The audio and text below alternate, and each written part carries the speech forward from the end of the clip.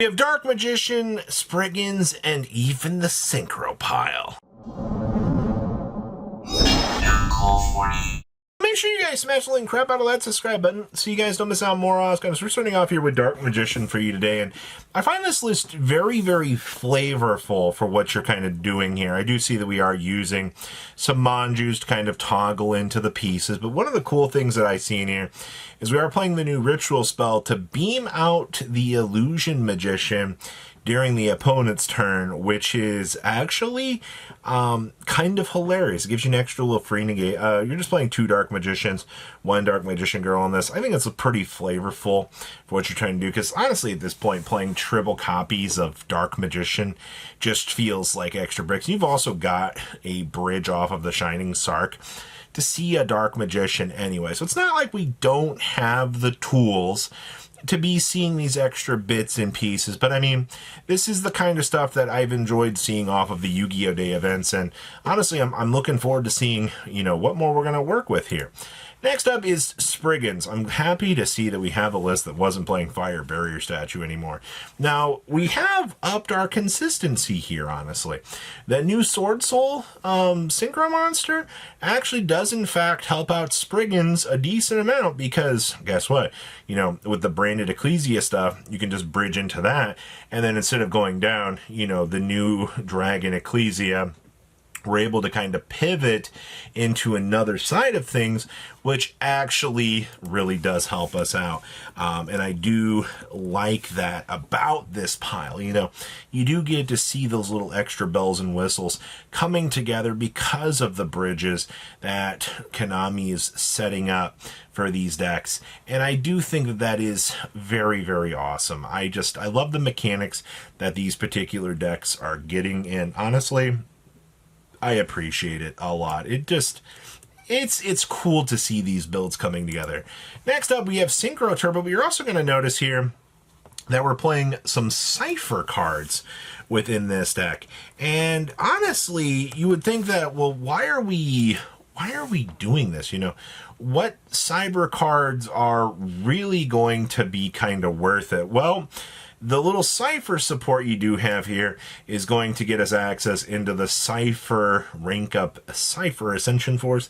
I know that was a lot of words, which just lets us do a free rank up from our dragon into another dragon, which is kind of cool, I guess.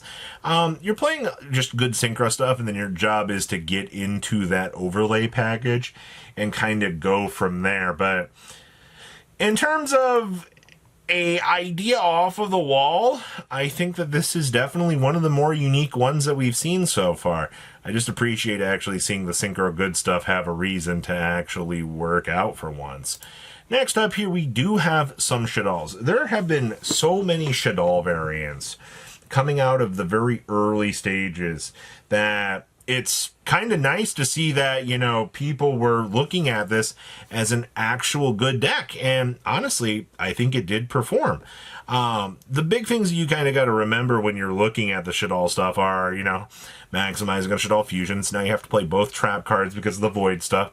You know, being able to send the Infernoid Evil off of the extra deck now gets you into, you know, the void spell, which just then facilitates getting you set up. So, you know, they did actually do a good job bridging together the lore. That was the thing that I think all of us wanted to see was, you know, we're interconnecting these, now we can do things. Also, nice to see the Keystone Nemesis monster actually seeing some play in this. All of the Shaddoll fusions, Proskinian. Alright, I mean, if you can start getting to some of these big key pieces, it's going to be deadly. Next up here, we have Dragunity. Now, I do see that we are playing the do Baby Rock. Oh my god.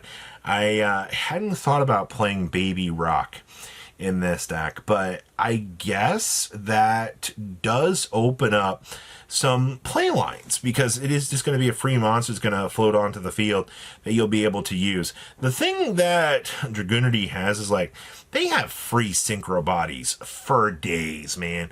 Like, this deck is going to be able to poop out so many large monsters. That's why, like, they had to make a Link 4 for this deck, because it's like, what else are you going to do with all the excess synchros that you're going into? You have to have, like, an end board idea of what you're going for. So ideally, giving them that Synchro monster was there to help facilitate getting set up, and also, you know, to do something with Romulus after you'd already done your initial setup. But I think this list was pretty good. I mean, having Red Reboot in the main deck to slam down is pretty strong.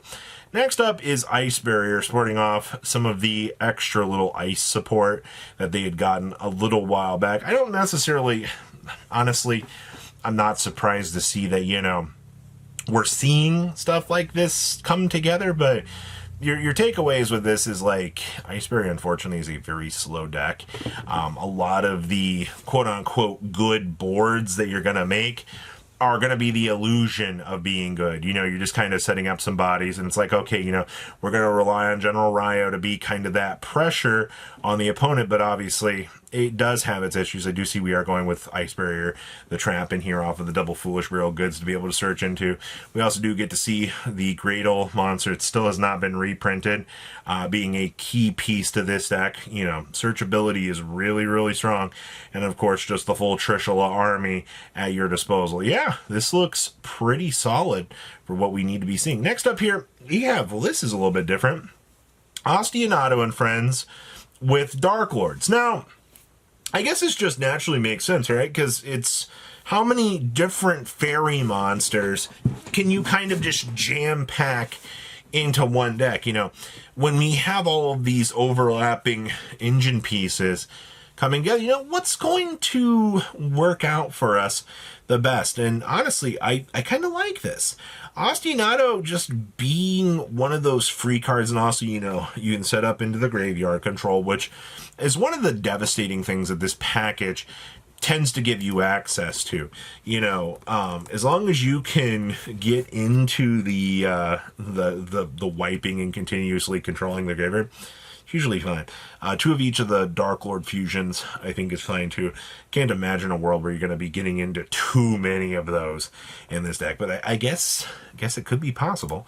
Next up here, oh, Quibble Hedgehog in my Elven Notes pile. Well, first of all, shucky darn, I guess that is a interesting concept, because they're like, no, we don't even want the new one.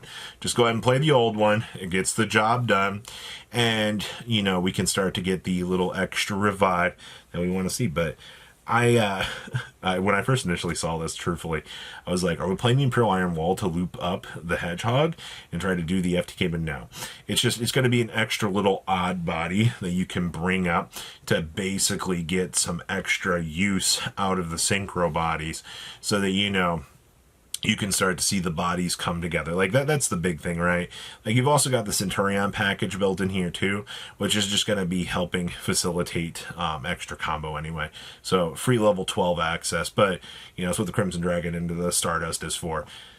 Feels really, really good when it does click.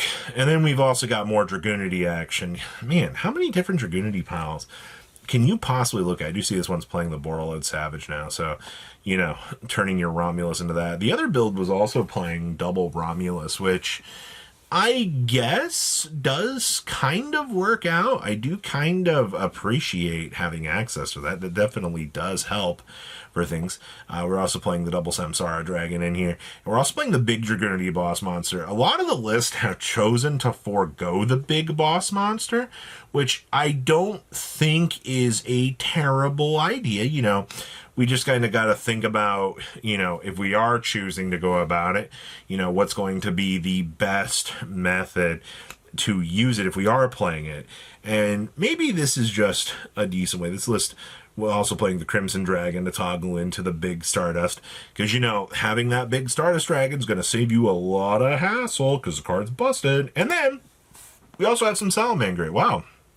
I think this build got away with playing 6 Dominus cards. You're a little sneaky, I see.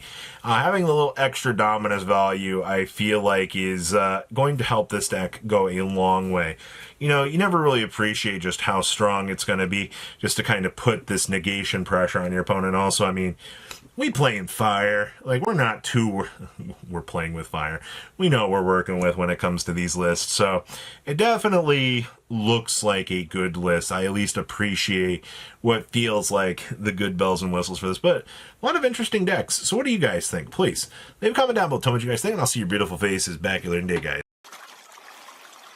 Patrons, thank you.